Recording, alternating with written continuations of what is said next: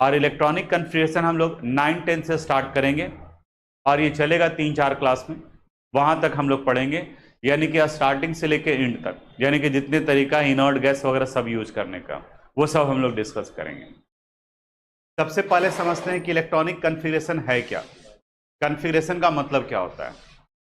Configuration का मतलब होता है अरेंजमेंट, कंस्टिट्यूएंट्स का अरेंजमेंट।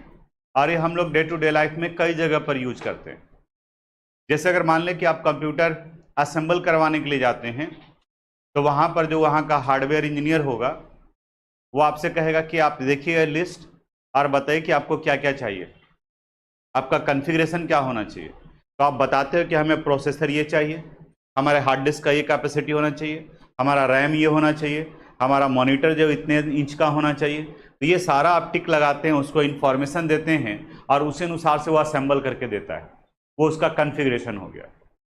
आप मोबाइल परचेज करना होता है, आप ऑनलाइन प्लेटफॉर्म पर सर्च करते हैं उसके कन्फिगरेशन के बारे में, उसके स्पेसिफिकेशन के बारे में, किसका रैम कितना है, इसका हार्ड डिस्क कैपेसिटी कितना है, इसका कैमरे का कितना है, पिक्सल का है, वो सारा कुछ जो है वो कॉन्फ़िगरेशन कहा गया। उसी तरह से एटम्स के अंदर में इलेक्ट्रॉन होते हैं और इलेक्ट्रॉन किस ऑर्बिट में कितना प्रेजेंट है, उसके अरेंजमेंट को इलेक्ट्रॉनिक कॉन्फ़िगरेशन करते हैं। यानी इलेक्ट्रॉनिक का सिंपल डेफिनेशन हुआ, it is the arrangement of electron in an atom. यानी किसी एटम में इलेक्ट्रॉन के अरेंजमेंट को इलेक्ट्रॉनिक कॉन्फ़िगरेशन करते हैं। और इलेक्ट्रॉनिक कॉन्फ़िगरेशन हम लोग 9-10 से स्टार्ट करेंगे और ये चलेगा 3-4 क्लास में। वहाँ तक हम लोग पढ़ेंगे, यानी कि स्टार्टिंग से लेके एंड तक, यानी कि जितने तरीका इनर्ट गैस वगैरह सब यूज करने का, वो सब हम लोग डिस्कस करेंगे। अगर आप सोडियम का कॉन्फ़िगरेशन लिखते हैं, सोडियम का एटॉमिक नंबर 11 होता है, इनका अगर कॉन्फ़िगरेशन लिखते हो तो ये आप लिखते हैं 281। ये कॉन्फ़िगरेशन हुआ। ये इंफॉर्मेशन बताता क्या है कि सोडियम एटम के फर्स्ट ऑर्बिट में 2 इलेक्ट्रॉन है, सेकेंड ऑर्बिट में 8 इलेक्ट्रॉन है और थर्ड ऑर्बिट में 1 इलेक्ट्रॉन है। ये ए अरेंजमेंट बताता है। लेकिन अब ये 281 ही क्यों लिखे, हम 81 क्यों नहीं लिखे, 83 क्यों नहीं लिखे, 38 क्यों नहीं लिखे? तो ये सब कुछ रूल्स को फॉलो करता है, कुछ सिस्टम को फॉलो करता है और उन्हीं के बारे में हम लोग को यहाँ पर डिटेल से जानना है, बिल्कुल इत्मीनान से। कई पार्टमेक मॉडल हम लोग पढ़े कि एटम का सेंट्रल पार्ट होता है न्यूक्लियस और इस न्यूक्लियस के चारों तरफ सर्कुलर पाथ हैं, जिस सर्कुलर पाथ को ऑर्बिट कहा जाता है। ये एटम का सेंट्रल पार्ट हो गया न्यूक्लियस और इस न्यूक्लियस के चारों तरफ में सर्कुलर पाथ हैं और इसी सर्कुलर पाथ को हम लोग सेल कहते हैं या फिर ऑर्बिट कहते हैं। पिछला क्लास याद करो, ऑर्बिट को हम लोग प्रिंसिपल क्वांटम नंबर से रिप्रेजेंट करते हैं और प्रिंसिपल क्वांटम नंबर को किससे लिखा जाता है? n से। ये प्रिंसिपल क्वांटम नंबर ये बताता है कि किसी पार्टिकुलर ऑर्बिट, जैसे ये फर्स्ट ऑर्बिट है, सेकेंड ऑर्बिट है, थर्ड ऑर्बिट है, फोर्थ ऑर्बिट है, किस ऑर्बिट में कितने नंबर ऑफ इलेक्ट्रॉन रह सकते हैं। और इसके लिए फॉर्मूला बताया गया 2n²। तो अगर हमें फर्स्ट ऑर्बिट के लिए निकालना हो कि फर्स्ट ऑर्बिट में मैक्सिमम कितने इलेक्ट्रॉन हो सकते हैं, तो 2 इंटू क्या लिखेंगे हम लोग? 1²। वैल्यू कितना हो गया? 2। अब बताओ सेकेंड ऑर्बिट में कितने इलेक्ट्रॉन होंगे? 2 इंटू 2² कितना हो जाएगा? 8। थर्ड ऑर्बिट में कितने का कैपेसिटी है? 2 इंटू 3², इट मीन्स 18। ये सब हम लोग पिछले क्लास में पढ़े थे। अब कोई भी एटम अगर रहेगा तो उनका इलेक्ट्रॉन फिल होगा न्यूक्लियस के नजदीक वाले ऑर्बिट से, यानी कि फर्स्ट ऑर्बिट से।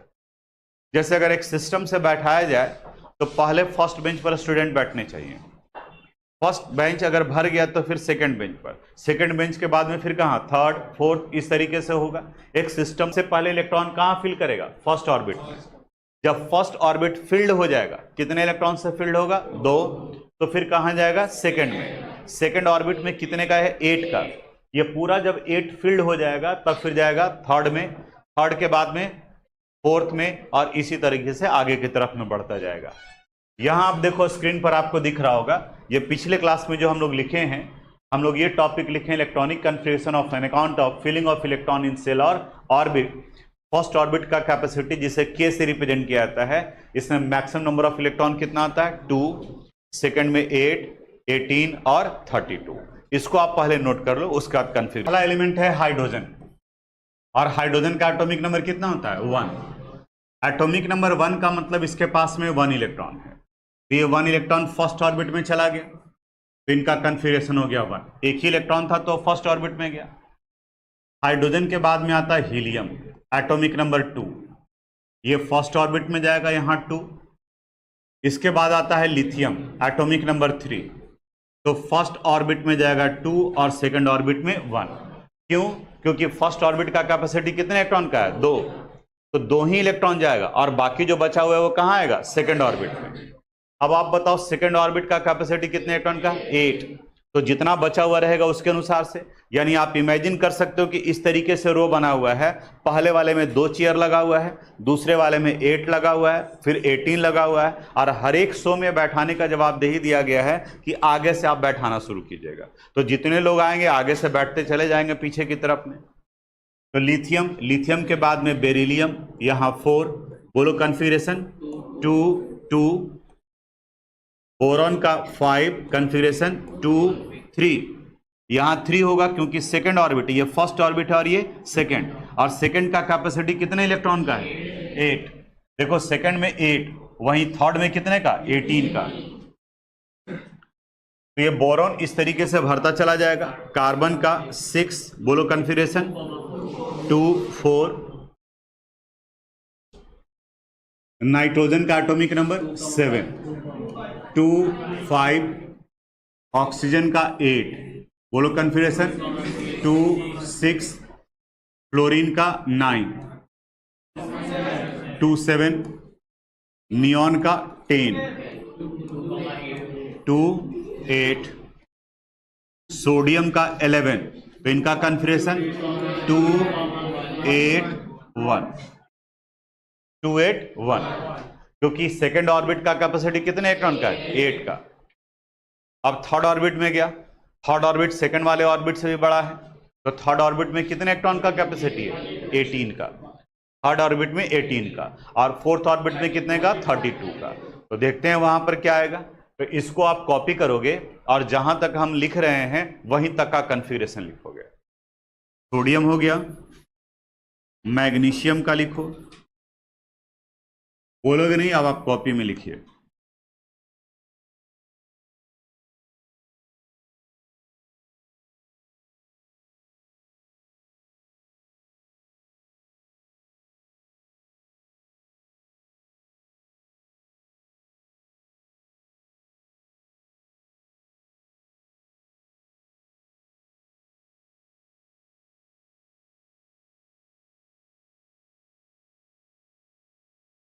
का 2 8 2, कॉमन नहीं बोला जाता है बार बार, ठीक है। यहां बोलो 2 8 3 2 8 4 2 8 5 2 8 6 2 8 7 2 8 8। यहां नीचे हो जाएगा इसलिए इसको हम नेक्स्ट पेज में लिख रहे हैं। पोटासियम का 19 था, तो इनका 2 8 9 होना चाहिए था,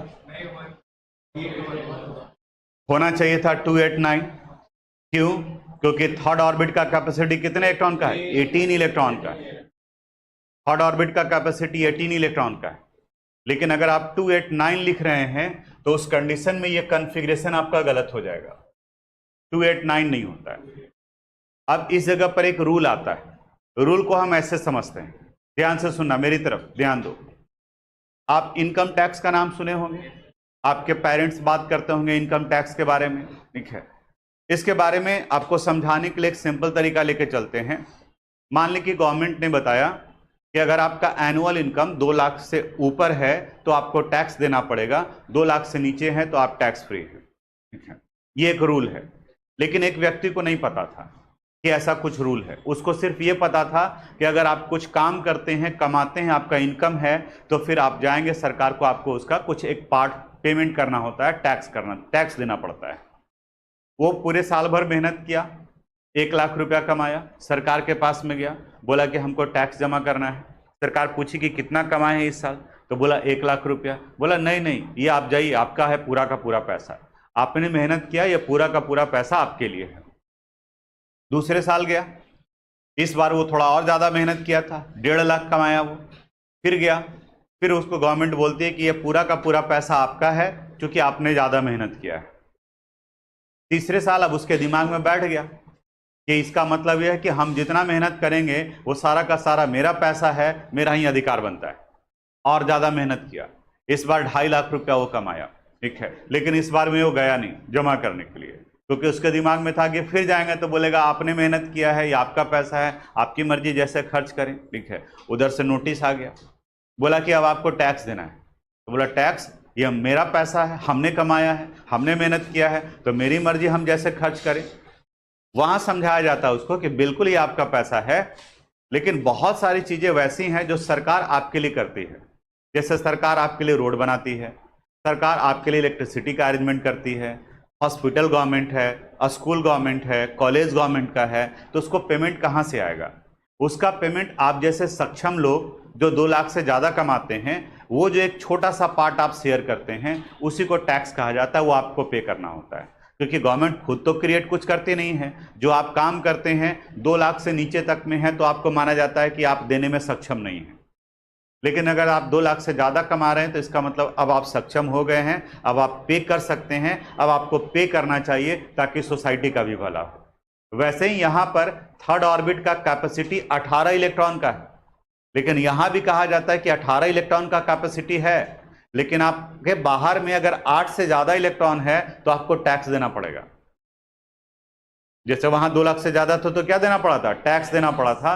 तो उसी तरीके से यहाँ 8 से ज्यादा इलेक्ट्रॉन है वो टैक्स में चला जाएगा। तो बताओ तो यहाँ 8 से कितना ज्यादा इलेक्ट्रॉन है?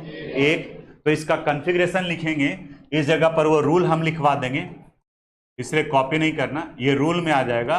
पोटासियम का कॉन्फ़िगरेशन लिखेंगे, ये आ जाएगा 2 8 8 1, यानी कि जो एक्स्ट्रा था वो कहाँ चला गया? टैक्स में चला गया, उस जगह पर। बोलो कोई दिक्कत? रूल में लिखिए पहले। अगर ये 2 8 9 लिखे हैं तो ऐसे क्रॉस कीजिए, अगर नहीं लिखे हैं तो भी कोई बात नहीं है, रूल लिखिए, रूल लिख करके डैश दीजिए।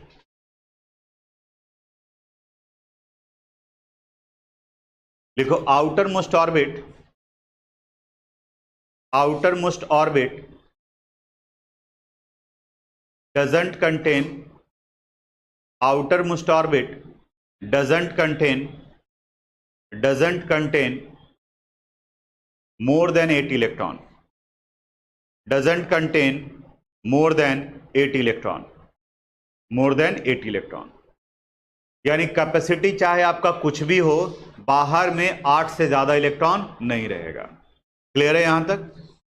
तो पोटासियम का लिख लिया, करेक्शन कर लीजिए अगर गलत हुआ है तो। पोटेशियम के बाद में कैल्शियम का लिखो, एटॉमिक नंबर 20 होता है। कैल्शियम के बाद स्कैंडियम का लिखोगे, इनका 21 होता है। कैल्शियम का बोलो कॉन्फ़िगरेशन क्या आएगा? 8 8 2। इनका कॉन्फ़िगरेशन 8 3। बोलो कोई दिक्कत? अब यहां पर आप इमेजिन करो कि 2 लाख जितना कमा रहा है उसके बाद में सब सरकार अगर टैक्स लेना शुरू कर दे तो कोई 2 लाख से ज्यादा कमाएगा? बोलेगा यार तो सब तो तुम टैक्स ही ले लोगे तो फिर हम कमाएंगे काहे के लिए? हम 2 लाख से कम ही नहीं कमाएंगे, उसके बाद में बाकी का आराम करेंगे। तो एक्चुअली ऐसा होता नहीं है। सरकार कहती है कि अगर आप हमें टैक्स देते हैं तो हम आपको कुछ बेनिफिट भी देंगे, और उसके एवज में बेनिफिट होता है कि अगर आप टैक्स पेयर हैं तो आपको बैंक से आसानी से लोन मिल जाएगा। अगर आप टैक्स पेयर नहीं है तो आपको लोन नहीं मिलेगा। उसी तरीके से यहां कहता है, इस जगह पर यह स्कैंडियम का कॉन्फ़िगरेशन गलत हो गया। कहा कि कर क्या रहे हो? अरे जितना कमाओगे सब थोड़ी टैक्स देना है। आप टैक्स दे दिए, 2 तक दे दीजिए, 2 के बाद में आप अपना रखना शुरू कीजिए, उसके बाद में कुछ नया प्लान आएगा तो वो आपको बताया जाएगा। तो इस जगह पर अब एक नया रूल आता है, outer most orbit doesn't contain more than 2 electron if second last orbit is partially field. यानी बाहर में 2 से ज्यादा इलेक्ट्रॉन नहीं रहेंगे अगर उसके ठीक पहले वाले में और जगह भरने का कैपेसिटी है। बताओ तो इसके पहले वाले में कितने इलेक्ट्रॉन का कैपेसिटी है? 18 का, 18 का, और अभी भरा हुआ कितना है? 8। तो अभी तो ये पूरी तरह से भरा हुआ नहीं है, खाली है, तब उस आ सकते हैं। तो नए रूल के अनुसार से अब यहां स्कैंडियम का कॉन्फ़िगरेशन क्या होगा, ये रूल लिखवाएंगे इस जगह पर, पहले बोर्ड पर देख लो। स्कैंडियम का एटॉमिक नंबर 21 है, तो इनका कॉन्फ़िगरेशन हो गया 2 8 9 2, यानी कि बाहर में 2 इलेक्ट्रॉन रख दिए और फिर अंदर में क्या करना शुरू कर देंगे, फिल करना शुरू कर देंगे। कब तक फिल करना शुरू करेंगे, जब तक कि ये 18 नहीं हो जाए, जब तक कि 18 नहीं हो जाए। जब ये 18 हो जाएगा तो फिर 2, अब ये किस में कन्वर्ट करेगा, 3 4 5 6 7 8, 8 के बाद 9 लिखेंगे नहीं, 8 के बाद में अब जितना इलेक्ट्रॉन है वो फिर कहां जाएगा, बाहर में, कहां तक, 2 तक, वहां 2 इलेक्ट्रॉन दिए, अब फिर ये बढ़ना शुरू हो जाएगा। यानी 2 रूल आ गया। पहले वाला रूल में ये कहता है कि outer most orbit doesn't contain more than 8 electron, बाहर में 8 से ज्यादा इलेक्ट्रॉन नहीं होता है।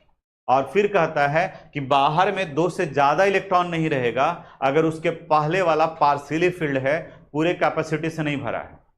कई बार में स्टूडेंट बात को ध्यान से नहीं पकड़ता है तो यहां अटक जाता है कि सर देखिए, तो आप यहां पे 2 3 लिखे हैं, इस जगह पर आपने तो लिखा 285, ये तो 2 से ज्यादा है।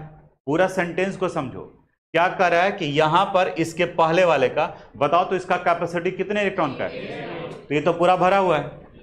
रूल ये कहता है कि second last orbit partially field है, पूरी तरह से नहीं भरा हुआ है, तब 2 से ज्यादा नहीं होगा, बाहर में 2 रख लीजिए और उसके बाद अंदर में जितना कैपेसिटी है उसको हम लोग फिल करते चले जाएंगे। तो स्कैंडियम का तो हमको लगता है सब लोग का गलत हुआ होगा, तो रूल लिखिए यहां पर, rule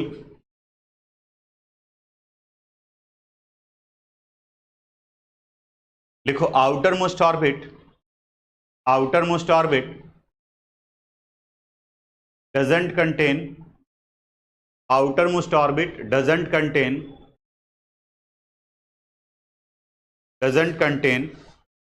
more than 2 electron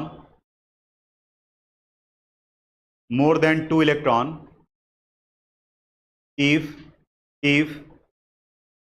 second last orbit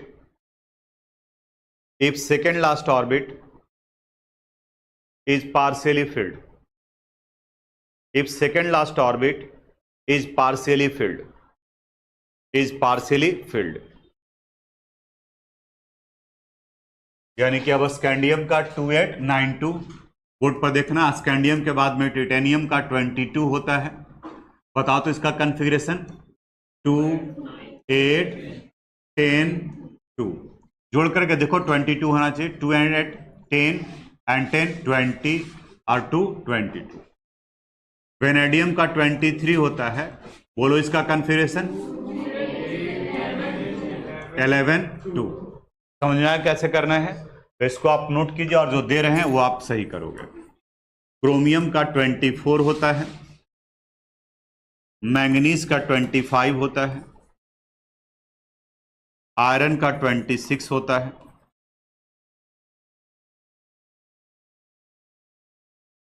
cobalt 27, nickel 28, copper 29 और जिंक 30। इनका ये फिल करो। क्रोमियम का कॉन्फ़िगरेशन क्या बताएं, 2 8 12 2, मैंगनीज का 13 2, यहां 2 8 14 2, यहां 15 2 16 2, 2 8 17 2, 2 8 18 2। लिख लिए कॉन्फ़िगरेशन आप लोग। अब जो आयरन का सबसे पहले पूछे थे आप लोग इससे कॉन्फ़िगरेशन, समझ में आया कि आयरन का क्या होना चाहिए था, ठीक है। तो ये तो नहीं पहुंच पा रहे थे, इसके पीछे का रीजन ये है कि अंडर 10th क्लास तक में आपको कैल्शियम तक ही पढ़ना है, तो कैल्शियम तक पढ़ने में सिर्फ एक रूल आ रहा था, ये कि outer most orbit doesn't contain more than 8 electron.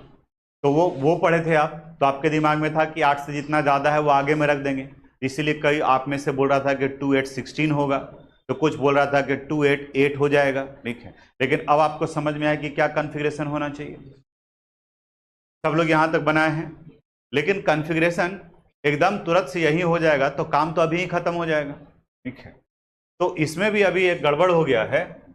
Chromium का कॉन्फ़िगरेशन ये नहीं होता है और कॉपर का कॉन्फ़िगरेशन भी ये नहीं होता है, यानी कि ये दोनों गड़बड़ है, ठीक है।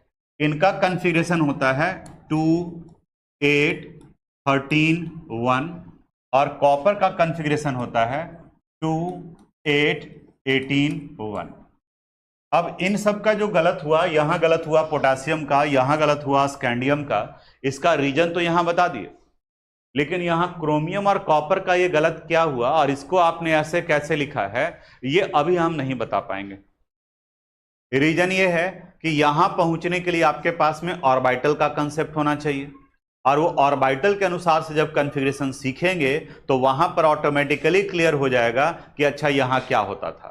जैसे आप इमेजिन करो ना कि जिस वक्त में आपसे क्वेश्चन पूछे उसी वक्त में हम बताते कि देखो जी आयरन का कॉन्फ़िगरेशन 2 8 14 2 है, तो आपको समझ में आता, आपको लगता है कि पता नहीं क्या बोल रहे हैं, क्यों बोल रहे हैं। लेकिन यहां से जब रास्ते पे पकड़ करके चले तो आपको समझ में आया कि अच्छा वो हम पहले गलत कर रहे थे। तो उसी तरीके से इसको आप क्रॉस करो, जो सही है वो लिखो और थोड़ा सा वेट करेंगे कि कुछ सीखेंगे हम लोग और उसके बाद में ये पार्ट पता चलेगा। लिखो अबव प्रिंसिपल के बारे में ये क्या बताता है। लिखो it states that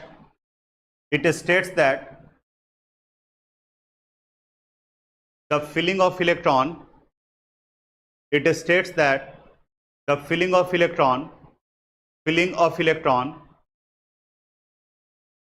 in a subcell take place in increasing order of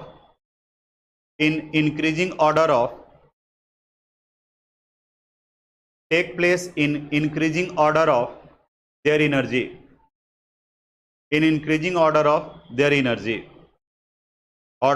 energy, Paragraph change. The comparative energy of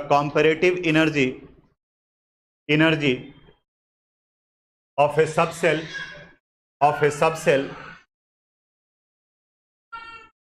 can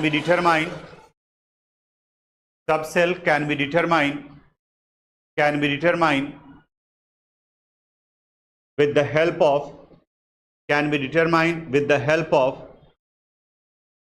Bohr and Bury rule, ऊपर में लिखा हुआ है बोर एंड बरी, झोर बरी मत कर देना,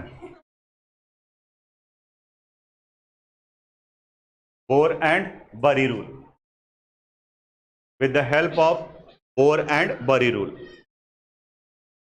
It is also known as N plus L rule. It is also known as N plus L rule.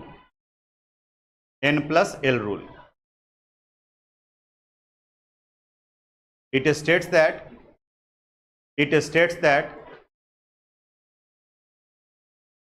Dash दे करके फर्स्ट पॉइंट लिखिए, लिखो the subshell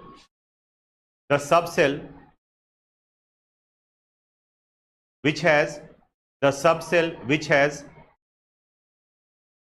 lower value of n, the subcell which has lower value of n plus l, has lower energy. Lower value of n plus l has lower energy. आप समझोगे इसको। ये bore and बरी rule का first rule क्या बताता है, जैसे अगर मान ली कि आप सबसे लिख रहे हैं 1s, तो ये आगे का जो नंबर होता है वो प्रिंसिपल क्वांटम नंबर यानी n को बताता है, और ये SPDF है वो एजीमुथल क्वांटम नंबर किसका बताता है, l का। अब आप याद करो पिछले क्लास में ही हम लोग पढ़े हैं कि सबसेल में आया था S, P, D, F, G, और इनके लिए L का वैल्यू बता सकते हो। S के लिए कितना था 0, P के लिए 1, D के लिए 2 और F के लिए 3। तो यहां पर ये L का वैल्यू आपको ध्यान में रखना है। कहता है कि अगर 2 सेल दिया हुआ है और आपको कंपेयर करना है कि किनका एनर्जी ज्यादा और किनका कम है, तो उनके लिए N प्लस L का वैल्यू निकालो। जिनके N प्लस L का वैल्यू कम होगा उसका एनर्जी कम होगा, इलेक्ट्रॉन पहले उसमें फील्ड होगा, उसके बाद में फिर दूसरे में जाएगा। जैसे आप यहीं से निकालो 1s, बताओ 1s के लिए N का वैल्यू कितना होगा? 1 और L का वैल्यू कितना होगा? तो 1 प्लस 0 कितना हो गया? 1।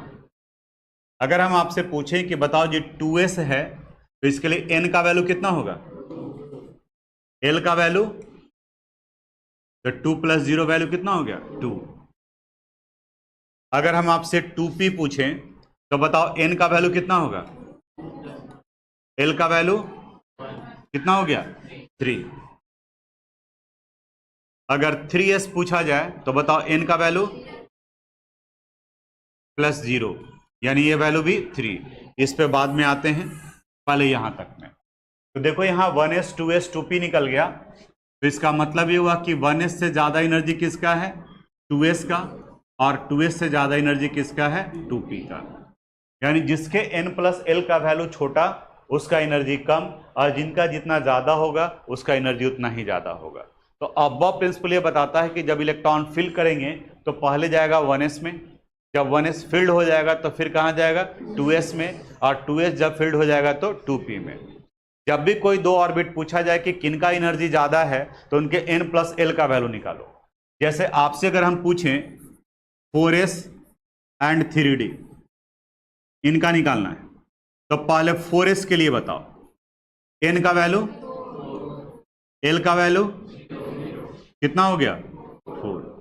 अब 3d के लिए निकालते हैं, n का वैल्यू, l का वैल्यू, देखो d के लिए कितना है? 2, तो 3 प्लस 2 कितना आ गया? 5। तो किसका एनर्जी ज्यादा है, 4s का या 3d का? 3d का। तो इलेक्ट्रॉन पहले 4s में जाएगा या 3d में? 4s। जिसका एनर्जी कम होगा इलेक्ट्रॉन पहले उसमें जाएगा, और जिसका एनर्जी ज्यादा है उसमें बाद में जाएगा। तो यहां यह इंडिकेट करता है कि 4s के रिस्पेक्ट में 3d का एनर्जी वैल्यू ज्यादा होता है। तो आप ये वाला पार्ट नोट कर लो इधर, देखो बोर एंड बरी रूल का ही सेकंड पॉइंट लिखो। If two subshell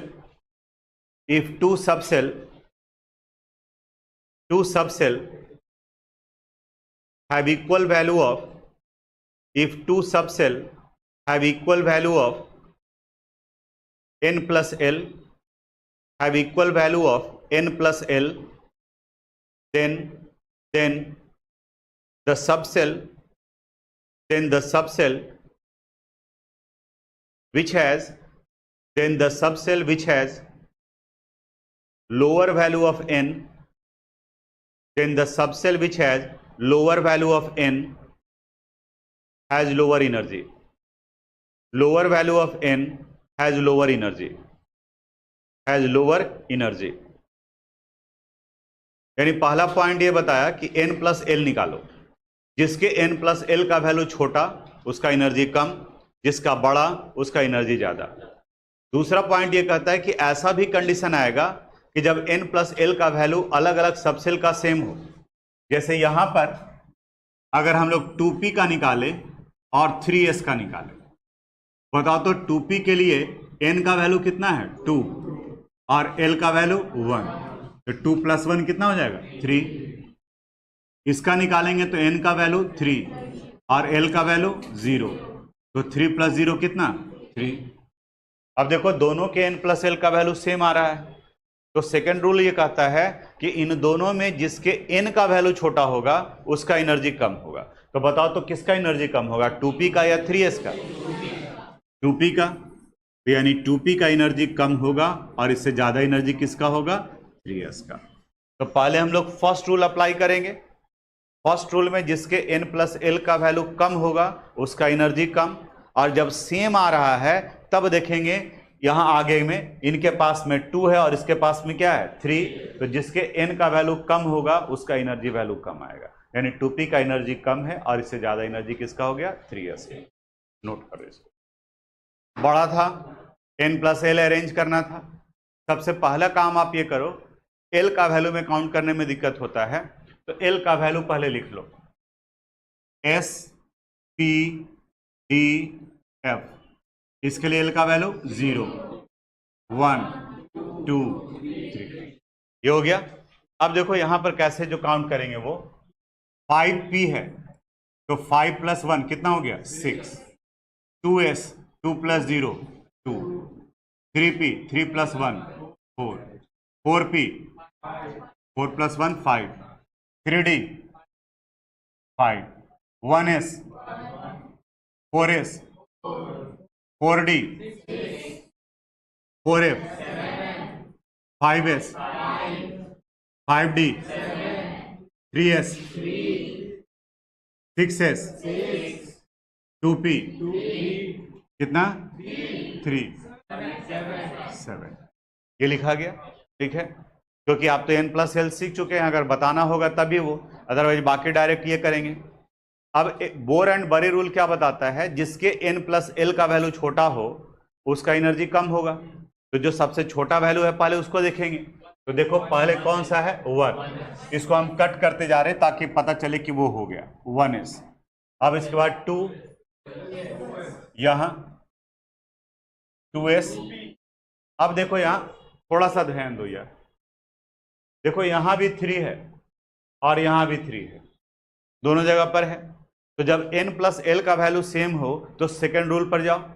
second rule बताता है कि अगर n + l का वैल्यू सेम हो तो जिसके n का वैल्यू छोटा होगा उसका एनर्जी कम होगा। तो बताओ, तो इसके n का वैल्यू 2 है और इसके n का वैल्यू 3, तो इन दोनों में किसका एनर्जी कम होगा 2p। यहाँ 2p उसके बाद में कौन 3s, तो यहाँ 2p इसके बाद में 3s। अब 4 की बारी, देखो यहाँ 4 यहाँ भी है, 4 यहाँ भी है, दो जगह पर, यहाँ 3p है और इस जगह पर 4s। तो पहले क्या लिखेंगे 3p फिर 4s, तो यहाँ 3p इसके बाद में 4s। अब 5 को सिलेक्ट करते हैं, देखो 5 यहाँ यहाँ यहाँ तीन जगह पर 5 है, तो 5 यहाँ पर 4p है, यहाँ 3d है और यहाँ 5s है। तो पहले कौन रखेंगे 3d, यहाँ 3d 4p 5s, 5 का हो गया 5 5 5। अब किसकी बारी 6, देखो यहाँ 6 है, यहाँ भी 6 है, यहाँ भी 6 है और कहीं है नहीं, तो यहाँ 5p है, यहाँ पर 4d है और यहाँ 6s। तो बताओ किसको लिखेंगे पहले 4d, इसके बाद 6s, यानी 6 का काम हो गया, 6 हो गया 6 हो गया। अब किसकी बारी 7, तो 7 में यहाँ एक 4f है और दूसरा क्या है 6p। तो बताओ पहले किसको लिखेंगे 4f, इसके बाद 7 भी है, एक और है 7 यहाँ पर भी है, तो फिर क्या लिखेंगे 5d, 5d के बाद 6। बना था आपसे। यहां पर अबव प्रिंसिपल में ये जो सीक्वेंस है n + l, ये हर बार में n + n l लिखने का जरूरत नहीं है। अब हम लोग इसके लिए एक पैटर्न डेवलप करेंगे और उसी को फॉलो करेंगे। उसके लिए क्या करना है, यहां पर ये सीक्वेंस बनाना होता है। बोर्ड पर देखो 1s 2s 3s 4s 5s 6s 7s, 7 तक जाएंगे। पीरियडिक टेबल में 7th पीरियड तक एलिमेंट आते हैं, तो 7 तक लिखने पर हमारे जितने 118 एलिमेंट हैं उनका इलेक्ट्रॉनिक कन्फर्मेशन कंप्लीट हो जाता है, तो 7 तक जाएंगे। अब याद करो पिछला क्लास, फर्स्ट सेल में सिर्फ एक ही सब सेल था s, क्योंकि l का वैल्यू 0 to n-1 होता है। सेकेंड सेल में s भी था और p भी था, तो p सेकेंड से स्टार्ट होगा, 2p 3p 4p 5p 6p 7p। d third से स्टार्ट होगा, 3d 4d 5d 6d 7d। f 4 से स्टार्ट होगा, 4f 5f 6f 7f, बस यहां तक का लिख सकते हैं आप, ऐसे लिख सकते हैं। ध्यान सिर्फ ये देना है कि S1 से लेकर के कहां तक, 7 तक। P कहां से स्टार्ट होगा, 2 से, D कहां से, 3 से, और F कहां से, 4 से। आप पहले इतना लिखो ऐसे, पहले 1s को कट करो ऐसे, 1s कट किए, इसके बाद 2s को,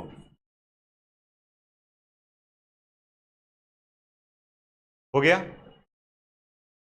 इसके बाद 2p 3s को, 2p और 3s एक ही एरो जो हो दोनों को कट करेगा, 2p 3s। इसके बाद 3p 4s को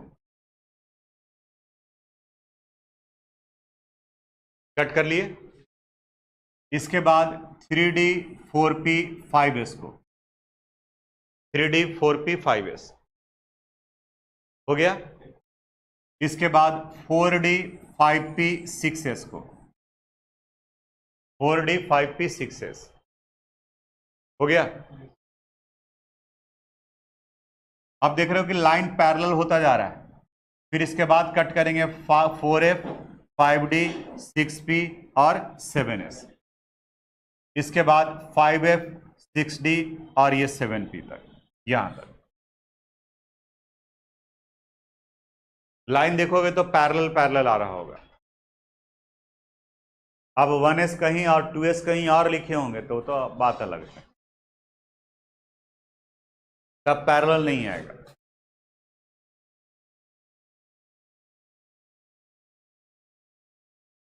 हो गया,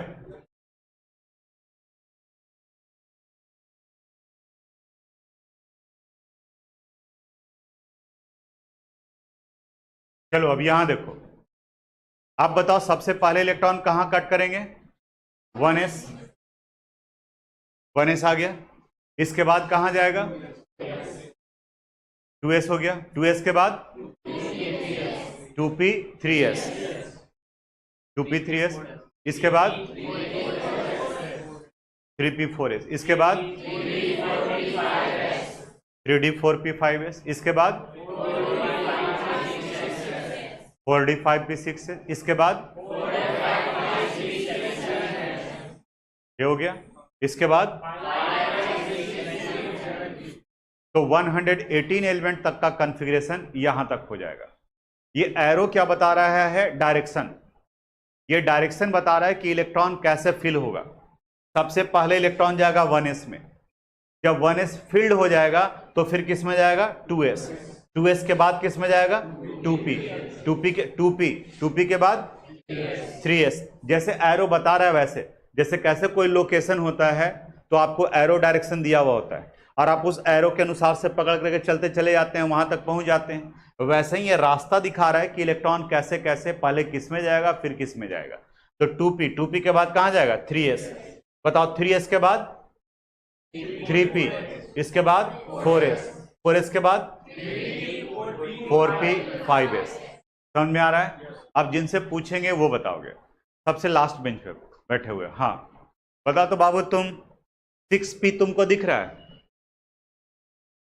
6p दिखा। आप बताओ 6p के बाद इलेक्ट्रॉन किस में जाएगा, 7s में। सही बताया है, ठीक है बैठो, तुम बोलो। हाँ हाँ हाँ तुम बताओ 4s दिख रहा है तुमको, 4s के बाद इलेक्ट्रॉन किस में जाएगा, सही बताया है, 4s यहां पर है, 4s के बाद इलेक्ट्रॉन कहां जाएगा, 3d में। बैठो तुम उधर सबसे लास्ट में, हाँ तुम बताओ 5f दिख रहा है तुमको, 5f के बाद में 6d, 5 एरो, ये तीर जो है देखो यहाँ पे 4s इस जगह पे खत्म हो गया, तो जब ये खत्म हो गया तो फिर नेक्स्ट एरो पकड़ेंगे, फिर कहां जा रहा है, 3d के बाद में कहां, 4p के बाद में 5s, फिर ये कंप्लीट हो जाएगा तो 4d 5p 6s, यानी कि ये सीक्वेंस बताता है। ये इंक्रीजिंग एनर्जी लेवल के अनुसार से, यानी अबव प्रिंसिपल के अनुसार से बनाया गया एनर्जी सीक्वेंस। ये बताता है कि किस सबसेल का एनर्जी ज्यादा है, किसका कम है। सबसे कम एनर्जी किसका है, 1s का। 1s के बाद 2s, 2p, 3s, 3p, 4s, 3d, 4p, 5s, और ये आपको लिखने आना चाहिए कॉन्फ़िगरेशन के लिए। और कॉन्फ़िगरेशन लिखने के लिए बिल्कुल स्टार्टिंग का सिर्फ पार्ट याद रखोगे कि पहले 1s में गया, 2s में गया, फिर 2p, 3s में गया। अब 2-3 के बाद में लाइन पैरेलल खींचते चले जाना है। तो पैरेलल खींचते चले जाना है, तो जहां कट करेगा वो सीक्वेंस बता देगा। अब इसके बाद में इलेक्ट्रॉनिक कॉन्फ़िगरेशन आएगा, तो सबसेल के अनुसार से इलेक्ट्रॉनिक कॉन्फ़िगरेशन अब हम लोग अगले क्लास में डिस्कस करेंगे। Thanks for watching this video.